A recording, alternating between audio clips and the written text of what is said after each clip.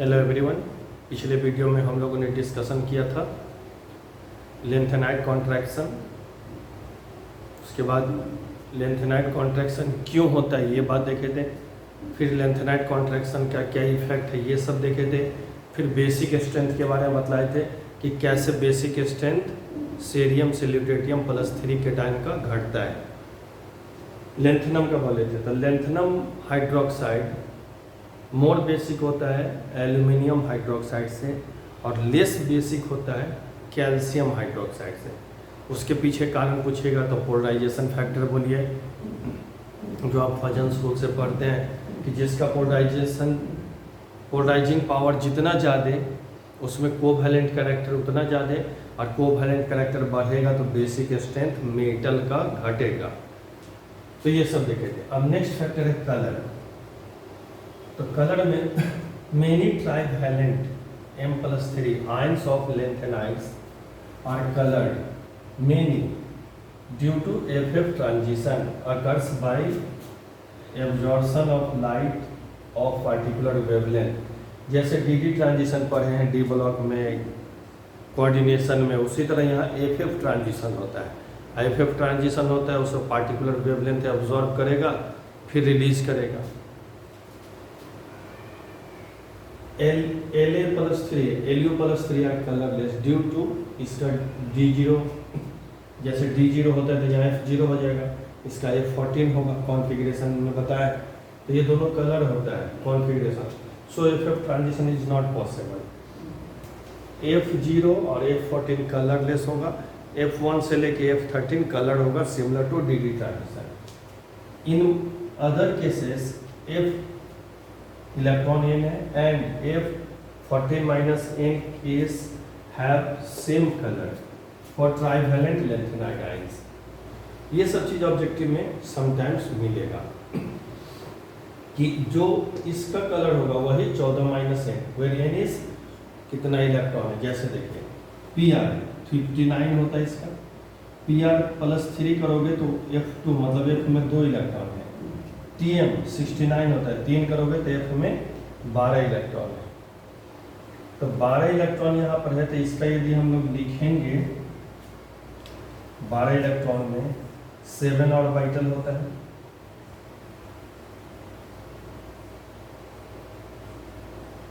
एक एक करके पहले इलेक्ट्रॉन ऐसे फिल कर रहे हैं, फिर 8 9 10 11 12 2 अनपेड इलेक्ट्रॉन। यहाँ भी देखिए 2 अनपेड इलेक्ट्रॉन,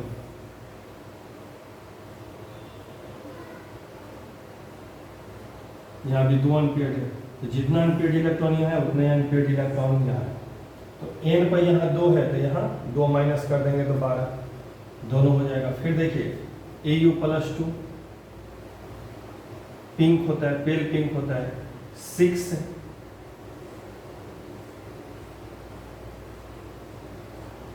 6 अनपेड इलेक्ट्रॉन है इसमें।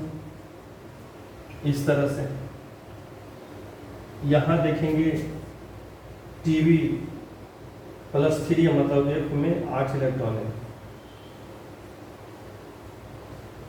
8 इलेक्ट्रॉन है तो अनपेड इलेक्ट्रॉन देखिए दोनों में बराबर हो गया। अनपेड इलेक्ट्रॉन बराबर होना चाहिए। देखिए यहाँ भी 6 अनपेड इलेक्ट्रॉन, यहाँ भी 6 अनपेड इलेक्ट्रॉन। तो अनपेड इलेक्ट्रॉन का संख्या सेम है तो जैसा कलश Au देगा वैसा ही कलर Tb देगा। यहाँ पर मतलब 6 है तो 14 में से 6 जाएगा 8। यहाँ पर यदि 2 है तो 10 में से 14 में से 2 जाएगा 12 है। तो अनपेड इलेक्ट्रॉन दोनों में सेम, इस दोनों में अनपेड इलेक्ट्रॉन सेम है, इस दोनों में अनपेड इलेक्ट्रॉन सेम है, तो सेम कलर देता है। तो इसमें यही ध्यान रखना है, छोटा छोटा ऑब्जेक्टिव रहता है कि सिमिलर कलर किसका होगा। तो सिमिलर कलर यदि किसी का कॉन्फ़िगरेशन F10 है तो दूसरे का कॉन्फ़िगरेशन क्या हो जाएगा, F में से 14 में से आप 10 इलेक्ट्रॉन हटा दीजिए तो वहाँ हो जाएगा आपका 4 हो जाएगा। और दोनों का इलेक्ट्रॉन आप देखिए कि बराबर आ रहा है कि नहीं। दोनों का इलेक्ट्रॉन बराबर आएगा तो दोनों का कलर क्या हो जाएगा, सेम। कुछ भी इसमें से आपसे दे सकता है, कुछ भी दे देगा। जैसे आपको दे दिया कि F10 है तो F14 - 10 F10 और इधर F4 दोनों सेम कलर दे देगा। Due to same number of unpaired electron. 3 4 5 6 7 8 9 10, देखिए 4 अनपेड, यहाँ भी देखेंगे 4 अनपेड इलेक्ट्रॉन आ जाएगा। 3 4 5 6, तो 4 अनपेड इधर भी आ गया। तो जितना अनपेड इलेक्ट्रॉन यहाँ है उतना ही अनपेड इलेक्ट्रॉन है, तो ये दोनों सेम कलर देगा। ये तो मैं पिंक लिखा हूँ, पेल पिंक, इसमें ग्रीन लिखा हूँ। कलर एक समझने के लिए लिखे, आप सिर्फ ये बोलना है कि कलर सेम किसका होगा। तो एक तो लेना है आपको कि F में कितना है। आप बोल देगा कि F14 है, F13 है, तो उधर क्या हो जाएगा, F1 हो जाएगा। जितना N इधर है उतना 14 में से घटा के दोनों का देखेंगे सेम कलर आएगा, due to same number of unpaired electron. तो कलर में भी है, जैसे आप डी ब्लॉक में बोलते हैं D transition, charge transfer, polarisation, उसी तरह यहाँ भी होता है। डी ट्रांजिशन के जगह FF ट्रांजिशन, यहाँ भी चार्ज ट्रांसफर होता है, यहाँ भी पोलराइजेशन होता है। लेकिन इसका ज़्यादा ये सब नहीं पढ़ना है, बस ये बोलना है कि सिमिलर कलर कौन देगा। तो सिमिलर कलर वही देगा जिसका similar number of unpaired electron है। इसमें यही ध्यान रखना, और ज़्यादा इसमें कुछ बात आपको ध्यान भी। मैग्नेटिक प्रॉपर्टी, नेक्स्ट है मैग्नेटिक प्रॉपर्टीज।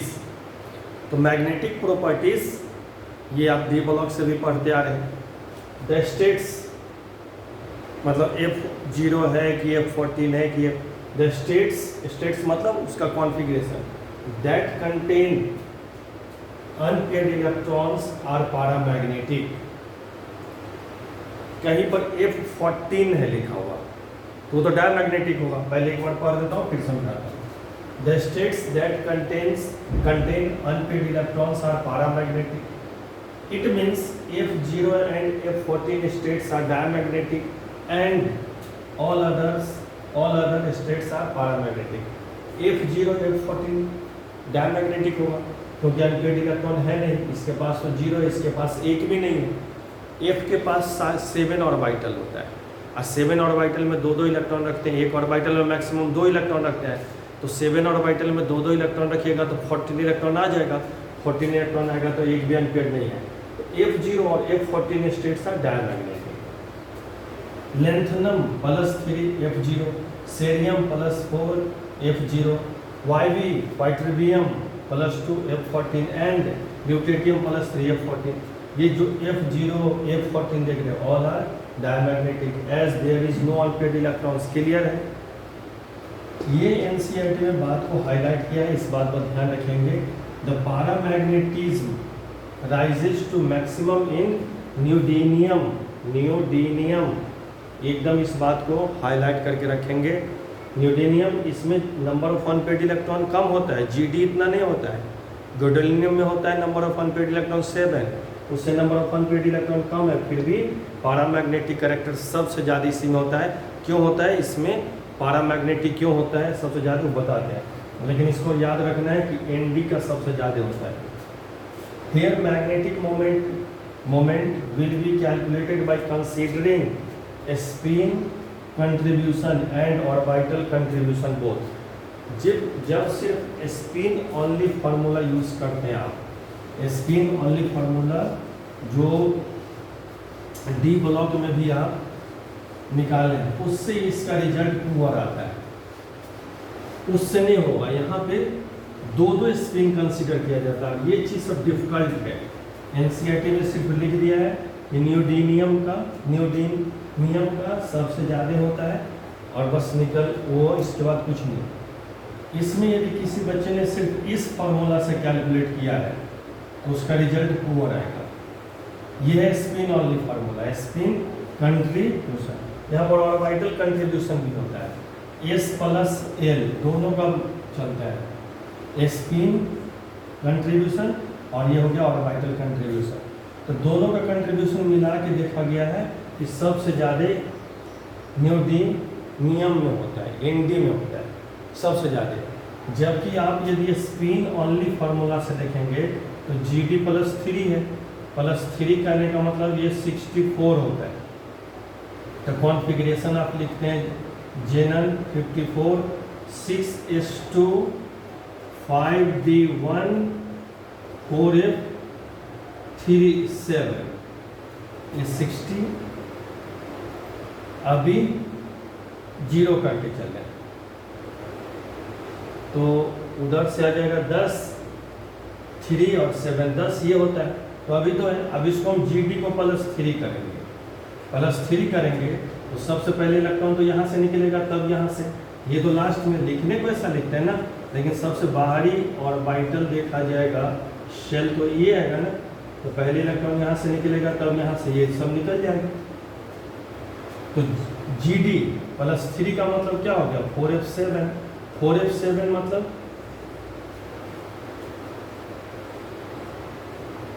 7 unpaid electron. तो यदि इस फॉर्मूला से देखिएगा तो अनपेड इलेक्ट्रॉन 7, तो सबसे ज़्यादा आना चाहिए इस फॉर्मूला से, सबसे ज़्यादा आना चाहिए इसका, लेकिन GD का सबसे ज़्यादा होता नहीं है। ये बात सब रट के रखना है, सबसे ज़्यादा होता है नियोडीमियम का होता है, क्योंकि यहाँ पर 2 फार्मूला होता है, यूज होता है, स्पिन कंट्रीब्यूशन और ऑर्बिटल कंट्रीब्यूशन दोनों। यदि सिर्फ स्पिन ऑनली फार्मूला से होता तो यही हो जाता है GD +3, लेकिन इसका होता नहीं है, गैडोलिनियम का होता नहीं है, सब +3 पर ही बात किया जाता है, क्योंकि इसका स्टेबिलिटी +3 है। तो पैरामैग्नेटिक कैरेक्टर +3 में ही बोला जाता है, सबसे ज़्यादा इसमें होता है। NCERT में लाइन है, वही लाइन बोलना है। ये क्यों नहीं होता, ये तब होता है ना जब स्पिन ऑनली फार्मूला यूज होता है, ये वाला, लेकिन इस फार्मूला से रिजल्ट इसका आता नहीं है, इसीलिए इसमें मैक्सिमम जो होता है वो होता है आपको ND का। ये बात रट के रखना, बहुत confusion. Mu S + L formula holds good and mu S जो अभी बताए थे spin only formula gives poor result. तो सिर्फ इससे नहीं लाना है आपको, ये दोनों से लाना है, मतलब ऑर्बिटल भी कंसीडर करना और स्पिन। ये डायग्राम जो है, ये graph the magnetic moments by considering mu S + L formula for M3+ion। देखिए सबसे ज़्यादा ND का दिखना है शुरू वाले में, फिर GD का देखिए SM+3 EU+3, वो दोनों के बीच में GD +3 है जो कि ND से कम है। इसका तो 60 ही होता है, इसका तो 64 होता है। इसके पास अनपेड इलेक्ट्रॉन कम होगा, इसके पास ज़्यादा, लेकिन क्वेंच कर जाता है। ज़्यादा इस पर स्टडी आपको डीप नहीं करना है, करना रहता तो मैं जरूर बता दूँगा। और फिर आगे बढ़िएगा तो HO+3 का सबसे ज़्यादा होता है। तो इधर का आपसे नहीं पूछता, आपसे जब भी पूछता है तो हाफ फील्ड से पहले वाले का, जैसे GD +3 हाफ फील्ड है तो हाफ फील्ड से पहले वाला है, हाफ फील्ड के बाद। तो हाफ फील्ड जो GD +3 है, इससे पहले क्या है, इनिशियली बढ़ा फिर घटने लगा, हाफ फील्ड से पहले, फिर हाफ फील्ड के बाद देखिए बढ़ा फिर गया, फिर वो घटने लगा। GD +3 हाफ फील्ड है तो हाफ फील्ड से पहले बढ़ा फिर घटा, फिर हाफ फील्ड के बाद बढ़ा फिर घटा। तो हाफ फील्ड जो GD से पहले पूछता है GD +3 तक ही। एक्चुअली में सब जान जाता है कि GD +3 के बाद 7 अनपेड इलेक्ट्रॉन है, तो सबसे ज़्यादा पैरामैग्नेटिक कैरेक्टर होगा। इसमें बहुत कन्फ्यूजन है, बहुत सारे बच्चे इस पर सवाल है, NCERT में लिखा हुआ है। यहाँ पर इसका ग्राफ इसलिए लिख दिए क्योंकि NCERT में है, और हाफ फील्ड से पहले का ही चीज़ पूछा है आपको। तो हाफ फील्ड से पहले मतलब F7 से पहले सबसे ज़्यादा ND का होगा, क्योंकि यहाँ पर दोनों का कंसिडरेशन होता है, स्पिन का भी और ऑर्बिटल का, दोनों का। जैसे ही हाफ फील्ड, जैसे ही ND के बाद जाता है तो क्वेंच करने लगता है, एक दूसरे को कैंसिल आउट करने लगता है। उतना आपको डीप में नहीं जाना कि हाफ फील्ड से पहले भी क्वेंच हो जाता है, हाफ फील्ड के बाद भी फिर बढ़ा, फिर जाके एक दूसरे को कैंसिल करना शुरू करता है। तो हाफ फील्ड से पहले तक का ये ग्राफ है, आपको पढ़ना, जो आपके टेक्स्ट बुक में यही लिए बोल रहे हो, क्योंकि है सब डिफरेंट। तो ये ग्राफ यदि ध्यान रहता है तो रखिए, नहीं तो आप ये याद रखिएगा कि +3 में ND +3 का सबसे ज़्यादा हाफ फील्ड से पहले, हाफ फील्ड के बाद फिर बढ़ेगा, HO का सबसे ज़्यादा होगा, फिर LU का 0 हो जाएगा ऑलमोस्ट, क्योंकि अनपेड इलेक्ट्रॉन नहीं। तो ये सब ग्राफ इसलिए ड्रॉ कर दिए हैं ताकि आप याद भी, और यहाँ पर दोनों वैल्यू कंसिडर किया जाता है, दोनों वैल्यू। उसी चीज़ को हम पॉइंट में बना दिए हैं। स्पिन एंड ऑर्बिटल मोमेंट दो है, स्पिन वाला S जोड़ते हैं, ऑर्बिटल वाला L, दोनों स्पिन एंड ऑर्बिटल मोमेंट में वर्क काम करता है, में वर्क इन अपोजिशन और में वर्क टुगेदर। स्पिन और ऑर्बिटल मोमेंट अपोजिट में भी काम करता है और साथ साथ भी काम करता है। यहाँ therefore unusual shape of curve arises, इसीलिए अनयूजुअल शेप आया, पहले बढ़ा फिर घटा फिर बढ़ा फिर घटा, अनयूजुअल शेप आया है। अनयूजुअल शेप क्यों आता है? क्योंकि ये स्पिन मोमेंट और ऑर्बिटल मोमेंट साथ साथ भी काम करता है, अपोजिट में भी काम करता है, इसीलिए आता है। फिर पॉइंट लिखिए, when F level is less than half field से कम हो, and F level is more than half field से कम, हाफ फील्ड से ज्यादा, spin and orbital moment work in opposite way and supportive way respectively. जब half field से कम होगा तो opposite way में काम करेगा, रिस्पेक्टिव मतलब क्रमशः, हाफ फील्ड से जब ज्यादा होगा तो सपोर्टिव वे में काम करेगा। When F level is less than half field से कम है, एंड देखिए मेन सेंटर हाफ फील्ड रखिए और हाफ फील्ड से पहले ही वाला आपको ध्यान रखना है, इसीलिए एनडी का सबसे ज़्यादा किया गया है। हाफ फील्ड मतलब सब +3 के टाइम है, सबको यहाँ पर सेरियम से लेके ल्यूटेरियम तक सबका +3 ही कंसीडर करना है। मैग्नेटिक मोमेंट का ग्राफ ये +3 का ही यहाँ पर कंसीडर करना है, क्योंकि मोस्ट कॉमन और स्टेबल ऑक्सीडेशन स्टेट है, इसीलिए। तो जब हाफ फील्ड से कम रहेगा तो ये half field spin and orbital moment work in opposite way, एक दूसरे के अपोजिट में काम करता है, एंड सपोर्टिव वे रिस्पेक्टिव। जब हाफ फील्ड से ज़्यादा होगा तो एक दूसरे को सपोर्ट करेगा। When F level is less than half field spin and orbital moment work in opposite way, फिर से उसी को लिख दिया है। जब हाफ फील्ड से कम रहेगा मतलब जीडी से पहले, तो दोनों अपोजिट वे में काम करेगा। When F level is more than half filled the spin and orbital moment work in supportive way. तो इतना चीज आपको नहीं पढ़ना है, ना तो इस तरह का सवाल मेन में आ देगा, ना एडवांस में आएगा, ना नीट में आएगा, ना बोर्ड में। ये एक बहुत एडवांस चीज हो जाता है, ये सब किसी भी एग्जाम में नहीं आएगा। +2 लेवल का जो एग्जामिनेशन होता है जिसको +2 पास करके देते हैं, ग्रेजुएशन पास करके दीजिएगा तो उस पर आएगा, यूपीएससी कोई दे रहा है तो वहाँ आता है। तो ये सब इसलिए थोड़ा इंटरेस्टिंग, लेकिन आपको फाइनली क्या रखना है कि एनडी का सबसे ज़्यादा होता है, नॉट जीडी। एनडी +3 का मैग्नेटिक मोमेंट सबसे ज़्यादा होता है। एक्चुअली में बच्चे को याद रहता है कि जीडी +3, क्योंकि उसके पास 7 अनपेयर्ड इलेक्ट्रॉन है। मैं ये चीज़ बार बार इसलिए बोल रहा हूँ तब से ना, क्योंकि ये मैं बहुत बैच में पढ़ाया हूँ, तो बहुत अच्छे बच्चे का ये मिसकॉन्सेप्शन आता है कि सर जीडी, क्योंकि सब +3 होगा, अब +3 होगा तो जीडी में 7 अनपेयर्ड इलेक्ट्रॉन होता है, तो 7 अनपेयर्ड इलेक्ट्रॉन होने के कारण वो कहता है सर इसमें तो सबसे ज़्यादा होना चाहिए, जबकि ऐसा नहीं होता है। उसमें सबसे ज़्यादा तब होता है जब इस पर एक ही मोमेंट कंसिडर किया जाता है, स्पिन मोमेंट्स।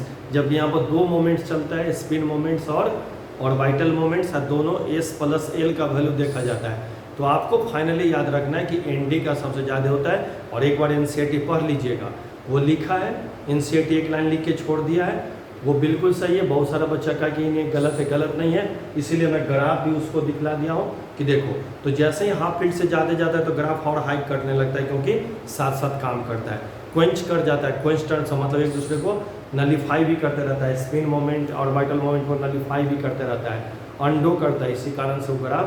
तो अनयूजुअल ग्राफ क्यों आता है? पहले बढ़ा फिर घटा फिर बढ़ा फिर घटा, क्यों आया? अब 2 पीक लिया, एक पीक कम एक पीक ज़्यादा, HO+3 सबसे ज़्यादा। क्यों?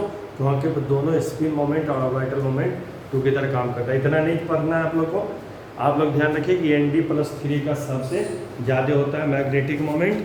क्यों होता है इसका एक्सप्लेनेशन मैं कर दिया हूँ, आप उतना याद रख। Some general properties of +3 states, ये जितना भी चीज़ लिखना है ना सब एनसीईआरटी का लाइन लिख दे दिया हूँ, हाईलाइट कर दिया हूँ, ताकि आप इसको पढ़ के रख लेंगे, समझ लेंगे, याद कर लेंगे, सवाल बनेगा। वही सब लाइन हाईलाइट कर दिया हूँ। The sum of first 3 ionisation energy of lanthanide is low. 3 ionisation energy होगा क्योंकि +3 बनाता है, तो फर्स्ट निकालिएगा तो फर्स्ट आयनाइजेशन एनर्जी, दूसरा सेकंड, तीसरा थर्ड, तो तीनों का low value low, so they are metals. तो मेटल का आयनाइजेशन एनर्जी कम होता है नॉन मेटल की तुलना में। तो लेंथेनाइड जो है 4f elements they are metal, why? Because they have low ionisation energy. यदि सवाल पूछे कि लेंथेनाइड जो है मेटल है कि नॉन मेटल है, मेटल है तो क्यों, तो बोलेंगे उसका तीनों आयनाइजेशन एनर्जी का वैल्यू लो है। किसके तुलना में? नॉन मेटल की तुलना में। They are metals and are very reactive. Metals भी और बहुत ज़्यादा रिएक्टिव है, जिसका आयनाइजेशन एनर्जी कम रहेगा वो ज़्यादा रिएक्टिव। सोडियम से ज़्यादा रिएक्टिव पोटेशियम होता है, पोटेशियम से भी ज़्यादा रिएक्टिव सीजियम होता है। क्यों? लो आयनाइजेशन एनर्जी। तो जितना ज़्यादा आयनाइजेशन एनर्जी का वैल्यू, रिएक्टिविटी कम। तुमको लिथियम दे दे और दे दे कि नाइट्रोजन है, कौन ज़्यादा रिएक्टिव है? लिथियम। केटाइन बनाने में, in order to form cation, they all form trivalent ionic compound. Ionic की बात करें, केटाइन की बात करें, ट्राइवेलेंट मतलब कंपाउंड्स लाइक अदर मेटल्स, जो दूसरे तरह के मेटल्स बनाते हैं, अदर मेटल्स वैसे ही। Their oxides are ionic and basic. Metal का ऑक्साइड आयनिक और बेसिक होता है। ये सारी बात बहुत एलिमेंट्री एनसीईआरटी का चीज़ सब है जो मैं हाईलाइट। मेटल का ऑक्साइड जनरली बेसिक होता है और आयनिक होता है। जनरली ये सोडियम का ऑक्साइड दे दें Na2O, बेसिक होगा और आयनिक होगा। Lanthanide reacts with water to form hydroxide. ये मेटल वाटर से, ये दिखला रहा है वाटर से रिएक्ट करके H2 निकालना है, ये दिखला रहा है कि इसका इलेक्ट्रोड पोटेंशियल का वैल्यू भी मेटल का कम होगा हाइड्रोजन से, तब तो हाइड्रोजन बढ़ रहा है। Zn का रिएक्शन यदि वाटर से करवाएंगे तो क्या मिलेगा? ZnOH का Vol2 और H2 निकाला है। ये रिएक्शन दिखला रहा है कि इसका आयनाइजेशन एनर्जी का वैल्यू कम है, स्टैंडर्ड रिडक्शन पोटेंशियल का वैल्यू कम है, सारा चीज बता रहा है ये। Ly इसका एक ही होता है, मिक्स मेटल बोलते हैं, MISCH मिक्स मेटल, ये सब एक ही है तो यूनिक है, याद रखना है। इसमें लेंथेनाइड मेटल जो होता है 95% होता है। लेंथेनाइड मेटल जो होता है 95%, उसमें भी सेरियम सबसे मैक्सिमम। लेंथेनाइड मेटल में कौन कौन आ जाएगा? सेरियम से ल्यूटेरियम, तो उसमें भी सबसे ज़्यादा कौन? सेरियम ज़्यादा होता है इस 95 में, लगभग 60% होता है। Fe होता है 5% उसमें, और ट्रेस में होता है सल्फर, कार्बन, कैल्शियम, एल्यूमिनियम। तो लेंथेनाइड सेरियम से ल्यूटेरियम, मेटल बोलोगे नॉन मेटल बोलोगे तो बोलेंगे मेटल। बोले क्यों मेटल बोल रहे हो? तो बोलेंगे इसका आयनाइजेशन एनर्जी कम है, पहला भी, दूसरा भी, तीसरा भी। अब तीनों तो बराबर होगा नहीं, क्योंकि आयनाइजेशन एनर्जी रिस्पेक्टिव स्टेप का बढ़ते चला जाता है, उसके पीछे कारण सब बहुत पड़ते हैं। तो कम होने के कारण ये मेटल की तरह काम करता है, आयनिक कंपाउंड बनाता है। दूसरा, इसका ऑक्साइड भी बेसिक होगा और वाटर से रिएक्शन करके H2 निकाल रहा है, मेटल है। ये दिखला रहा है कि ये कैसा है? आयनिक और बेसिक। Ly एक है, तो ये सब दिखला रहा है कि S block elements are metal, not good metal but metal. Good metals are S block elements. D block elements को मेटल बोलते हैं, F ब्लॉक एलिमेंट्स को मेटल बोलते हैं, लेकिन S ब्लॉक एलिमेंट्स को गुड मेटल्स बोलते हैं। फिर बोले क्यों गुड मेटल्स बोलते हो? इसलिए बोलते हैं क्योंकि उसका आयनाइजेशन एनर्जी कम है। किसी भी मेटल को एक्सप्लेन करना हो तो उसका आयनाइजेशन एनर्जी पहला देखिए। आयनाइजेशन एनर्जी क्या है? जिसका जितना कम आयनाइजेशन एनर्जी उतना आसानी से इलेक्ट्रॉन लॉस करेगा, जितना आसानी से इलेक्ट्रॉन लॉस करेगा उतना आसानी से केटाइन बनाएगा, केटाइन बनाएगा तो मेटल का प्रॉपर्टी शो कर रहा है। और नॉन मेटल का प्रॉपर्टी क्या है? Gain of electron. कौन कितना आसानी से इलेक्ट्रॉन गेन करता है, उसमें उतना ज़्यादा नॉन मेटलिक कैरेक्टर। तो ये आपको ये सब चीज़ एनसीईआरटी बार बार पढ़िए, ये सब थ्योरेटिकल चैप्टर है, पूरा आपको रटना पड़ेगा। कुछ रिएक्शन सब है जो एनसीईआरटी का दिया हुआ वही मैं लिख दिया हूँ। Ln मतलब लेंथनम, Ln ही लिखा रहेगा। Ln की जगह को क्या समझना है? सेरियम से ल्यूटेरियम, लेंथनम है ये, Ln लिखते हैं। तो लेंथनम से ऑक्सीजन का रिएक्शन करेंगे, बर्न करेंगे, जलाएंगे तो Ln2O3 बनेगा। Ln lanthanum O2O3। एसिड से रिएक्शन करवा देंगे तो H2 मिलेगा। यदि किसी एसिड से करवा देंगे, लेंथनम का HCl से करवा देंगे तो LnCl3 और H2 मिलेगा, बैलेंस कर सकते हैं। यहाँ पर 3 मोल लीजिएगा तो 3/2 हो जाएगा। ये बैलेंसिंग सब तो यहाँ का चीज़ है, बहुत कम रिएक्शन है इसका, गिना चुना है। हेलोजन से करवाएंगे तो LnX3, X के जगह को आप कुछ भी रख सकते हैं, क्लोरीन, ब्रोमीन, आयोडीन। वाटर से करवाएंगे तो ये बनेगा। कार्बन से जो रिएक्शन है उसमें देखिएगा एनसीईआरटी में टेम्परेचर भी दिया हुआ है, 2500 डिग्री सी है, 2500 डिग्री सी है, तो कुछ टेम्परेचर मिल जाए। मैं उसको कैल्विन में लिखा हूँ तो 2773 कैल्विन क्या होता है। 25 डिग्री सी पर जब कार्बन से करवाता है तो 3 प्रोडक्ट मिलता है, LnC2 कार्बाइड, Ln2C3 और Ln3C। ये तीनों प्रोडक्ट एनसीईआरटी में दिया है, आपसे पूछ सकते हैं क्योंकि छोटा ही चैप्टर है, तो जो जो दिया है वो सब आपको याद करना पड़ेगा, बार बार पढ़िएगा। इसमें 3 मिलता है, carbide, LnC2, Ln2C3, Ln3C। Nitrogen से करवाएंगे तो लेंथिनम नाइट्राइड, सल्फर से करवाएंगे तो Ln2S3। तो ये कुछ रिएक्शन है इसका जो एनसीईआरटी में दिया हुआ है। इस तरह का figure F block, D block, P block, S block, hydrogen, ये जितने भी पीरियोडिक टेबल, ये सब एनसीईआरटी से बार बार पढ़िए। कोऑर्डिनेशन कंपाउंड और केमिकल बॉन्डिंग में एनसीईआरटी से बाहर जाइए। नीट देना हो तो, बोर्ड देना हो तो एनसीईआरटी रहिए। और छोटा ट्रिक से पढ़ने से, छोटा ट्रिक से पढ़ने से इनऑर्गेनिक आपको तो लगेगा कि उस समय हमको आ रहा है, लेकिन आएगा नहीं, कंपटीशन है। आप नीट देने जा रहे हैं तो नेशनल लेवल का एग्जामिनेशन है, वो ट्रिक है, इससे नहीं होगा। तो सब तो बच्चे अभी देखोगे यूट्यूब पर इतना ट्रिक सब देता है। मैं तो वीडियो देखता हूँ, उन्हें कभी 10 मिनट के लिए प्ले करता हूँ, तो मुझे लगता है कि इसको यदि बच्चे पढ़ें तो क्या रिजल्ट होगा, तो बच्चे एग्जाम दे के आएंगे। तो मैं बार बार कहता हूँ टेक्स्ट बुक को पढ़िए, थ्रली नॉलेज है तो आप क्वालिफाई करेंगे। आपका जो बच्चे बोर्ड का एग्जामिनेशन देंगे उसके लिए जो नीट का, और ट्रिक आइए से यदि साइंस चलता तो साइंस नहीं होता। देखोगे फिजिक्स में ट्रिक लगा दिया, फिजिकल केमिस्ट्री में ट्रिक लगा दिया, ऑर्गेनिक में ट्रिक लगा दिया। और जो ट्रिक से पढ़ता है ना वो बच्चे ट्रिक पर ही रह जाते हैं, दूसरे को ज्ञान देते हैं कि अरे ट्रिक से हमने ये कर दिया, ये कर दिया। मैं भी पिछले 14 साल से पढ़ा रहा हूँ, एक से एक सुरमा भोपाली को देखा हूँ, एक से एक गया आया है, स्कूल टॉपर को भी देखा हूँ, जो नीट नहीं कर पाए, जो इंजीनियरिंग नहीं कर पाए, फिर चले गए। ट्रिक नहीं, टेक्स्ट बुक पढ़िए। टेक्स्ट बुक थ्रली जिस बच्चे का किया हुआ है वो नीट में कन्फर्म है, उसका ज़्यादा पोटेंशियल है। उधर एक रिएक्शन, उधर ब्राम, उधर ब्रोम। अरे पढ़ाई लिखाई की ब्राम ब्रोम है। अब पढ़ाई लिखाई इतना आसान चीज़ रहता है ना बेटा, तो सब पढ़ के पास कर जाता।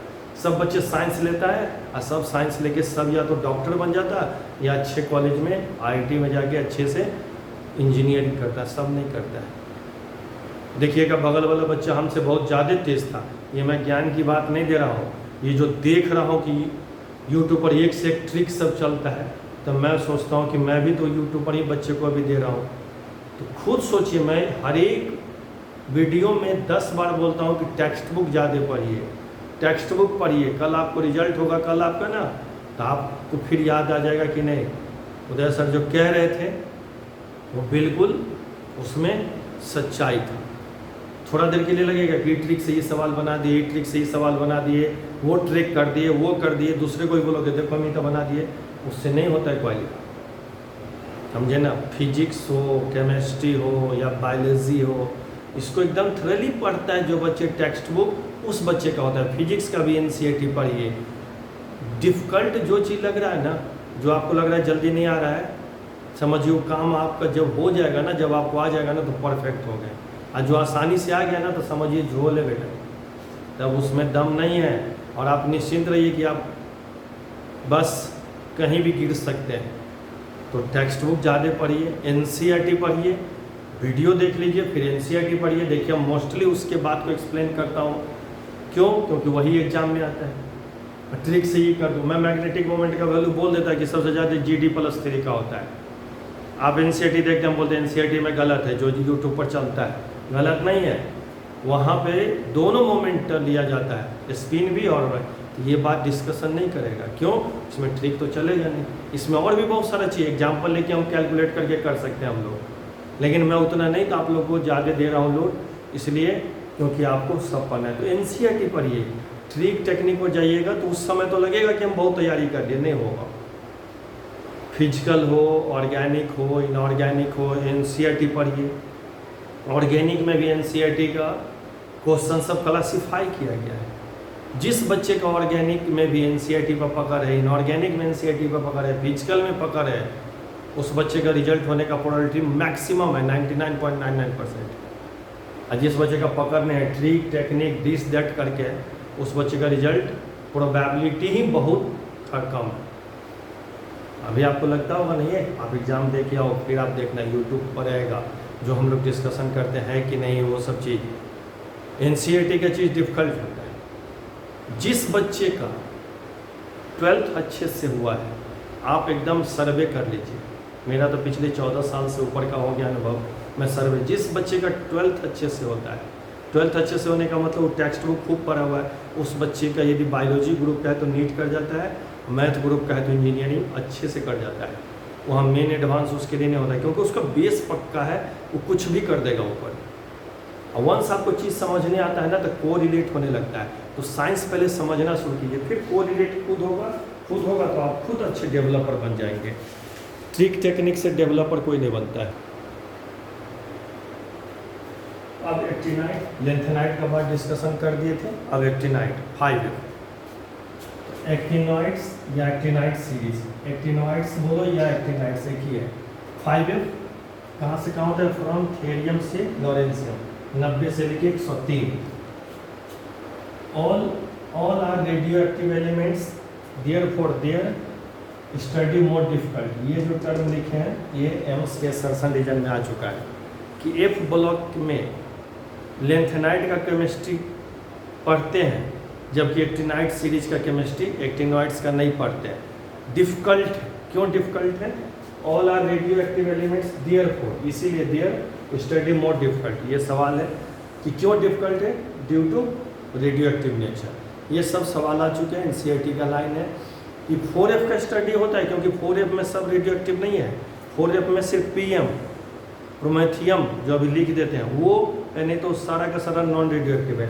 लेकिन इसमें सभी के सभी रेडियो एक्टिव एलिमेंट है एक्टिनाइट सीरीज में, इसीलिए इसका केमिस्ट्री डिफिकल्ट है।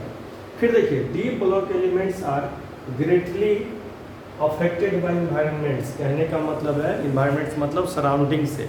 तो D block elements greatly affected by environment मतलब वो रिएक्शन करेगा। डी ब्लॉक एलिमेंट्स एटमॉस्फेयर से रिएक्ट करता है, मतलब सराउंडिंग से रिएक्ट करता है। A block elements are nearly not affected, क्योंकि ये डीपली सीटेड है। 4F elements are in between this two, मतलब डी ब्लॉक से कम रिएक्टिव होगा 5F, और 4F से ज़्यादा रिएक्टिव होगा। 4F तो बहुत डीपली सीटेड है, सेल नंबर भी 4 है, तो ये डी ब्लॉक से कम और 5F से भी कम। तो 5F 4F से ज़्यादा रिएक्टिव है ड्यू टू सेल। 5 है, थोड़ा बाहर हो गया होगा। तो ये सब टर्म होता है कि इसमें रिएक्टिविटी किसका, इन्वायरमेंट से करने का क्या मतलब है कि जिससे आप रिएक्ट करवा रहे हैं। तो सबसे अच्छा होगा डी ब्लॉक, तब 5F, तब 4F। ऑक्सीडेशन स्टेट यहाँ एक्टिनाइट सीरीज में एक तो ध्यान रखिए कि रेडियो एक्टिव नेचर होने के कारण केमिस्ट्री डिफिकल्ट है, और दूसरा जो इसका इंपॉर्टेंट पोर्शन है जिससे बहुत सवाल आया है, oxidation state. There is uniform oxidation state +3 after uranium. 92 के बाद +3 कॉमन ऑक्सीडेशन स्टेट होता है, लेकिन 92 से पहले वैरी करता है, जैसे थेरियम अभी लिखे 90। So it is better to say uranite series. इसीलिए इसको आप अच्छे से कह सकते हैं, ये अच्छा है, इट इज़ बेटर टू से, ये अच्छा होगा कहना कि यूरेनाइट सीरीज है, क्योंकि ये यूरेनियम के बाद फॉलो करता है +3। The most stable oxidation state यहाँ भी +3 है, 4F में भी +3, मोस्ट कॉमन और स्टेबल यहाँ भी +3, लेकिन कब? यूरेनियम के बाद। Thorium not be TH only +4 state. Thorium में देखिएगा +4 ही है, एनसीईआरटी का वो टेबल देखना है आपको ऑक्सीडेशन स्टेट का, तो थेरियम +4 ही लिखा हुआ है। तो thorium only +4 oxidation state due to electronic configuration. उसका इलेक्ट्रॉनिक कॉन्फ़िगरेशन ऐसा है जिसके कारण +4 थेरियम देता है। सिर्फ thorium TH only give +4 oxidation state. ये जितना भी चीज़ आप देख रहे हैं सब आपके टेक्स्ट बुक का है। 4F एलिमेंट लेस रिएक्टिव है 5F से, इसके कारण कुछ प्रॉपर्टी में फर्क है। ऑक्सीडेशन, इसका ऑक्सीडेशन स्टेट बहुत इंपॉर्टेंट है। तो देखिए maximum oxidation state of +7 is shown by neptunium 93 and plutonium 94। ये दोनों +7 जाता है, आपके जो टेक्स्ट बुक है उसमें दिया हुआ है +7। देखिए थेरियम +4 होता है, Pa, प्रोटेक्टियम +5 होता है, यूरेनियम +6, नेपच्यूनियम प्लूटोनियम +7। मतलब ये +3 से डिफरेंट है। ये सब इस सब का +3 से हट के, +3 तो कॉमन है ही, लेकिन ये सब हट के। इसके पीछे देखिए कारण क्या है। आपसे सवाल, ये जो भी ये लाइन है, ये लाइन 5-6 बार एग्जाम में आ चुका है ये लाइन, कि क्यों ऑक्सीडेशन स्टेट इतना है, जबकि 4F में ऑक्सीडेशन स्टेट कम रेंज का था, +2, +3, +4।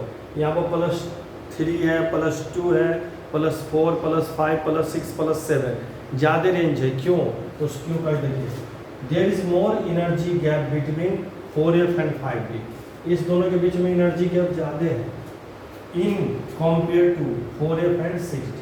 एनर्जी गैप लेस है, तो एनर्जी गैप कम होने के कारण 5F से इलेक्ट्रॉन आसानी से आएगा 6D में, और जैसे ही इलेक्ट्रॉन 6D में आएगा वो इलेक्ट्रॉन रिएक्शन में भाग लेगा, रिएक्शन में भाग लेगा तो ऑक्सीडेशन नंबर बढ़ेगा।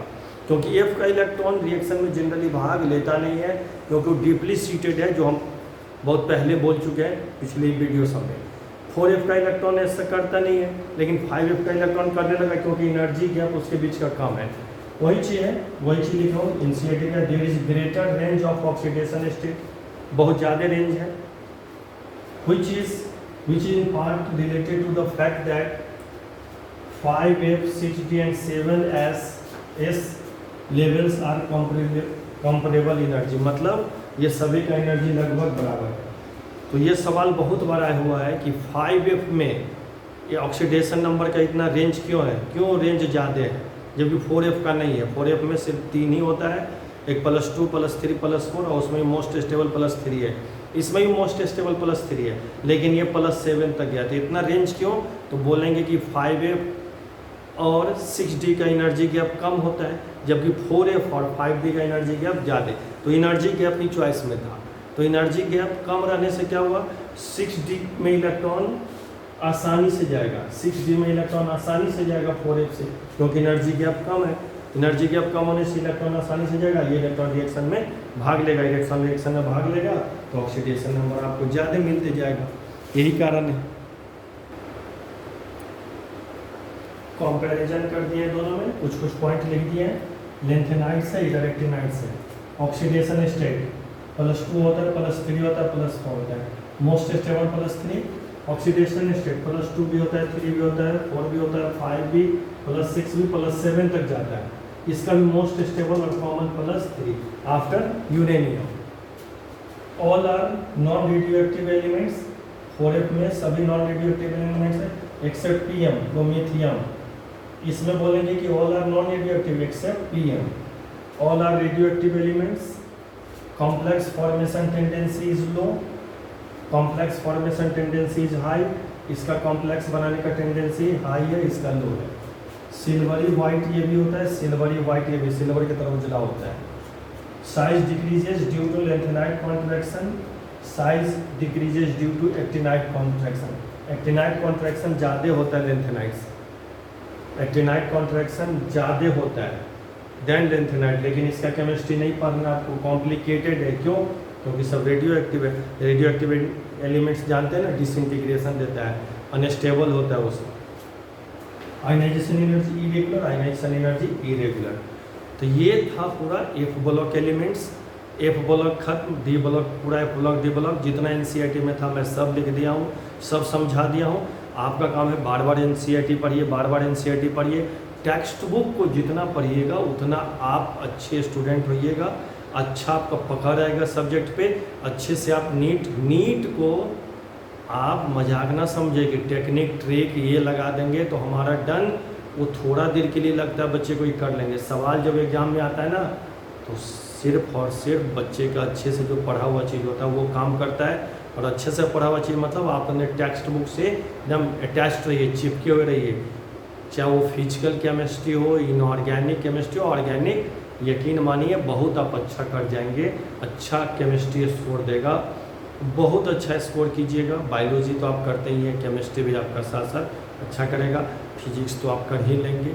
तो केमिस्ट्री में 3 सेक्शन है और तीनों में होता है क्या है, कई बच्चे न्यूमेरिकल में वो किया था आप करने लगे कर एकदम सिंपल से चलो, पहले टेक्स्ट बुक क्लियर कर लो, वो भी 12th का पोर्सन, उसके बाद फिर आप अपने विंग्स को फैलाएंगे तो देखेंगे कि सब जगह हमसे सवाल बनता है। तो मैंने पूरा डी और एफ ब्लॉक का दे दिया, जितना आपके टेक्स्ट बुक में उससे ज़्यादा बता दिया हूँ, ज़्यादा समझा दिया हूँ।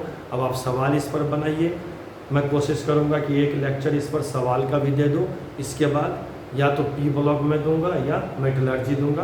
पहले ये दोनों में से अभी देखते हैं आप कौन देते हैं। इस वीडियो में इतना ही, थैंक यू वेरी मच बच्चे, फिर नेक्स्ट वीडियो से आगे देते हैं।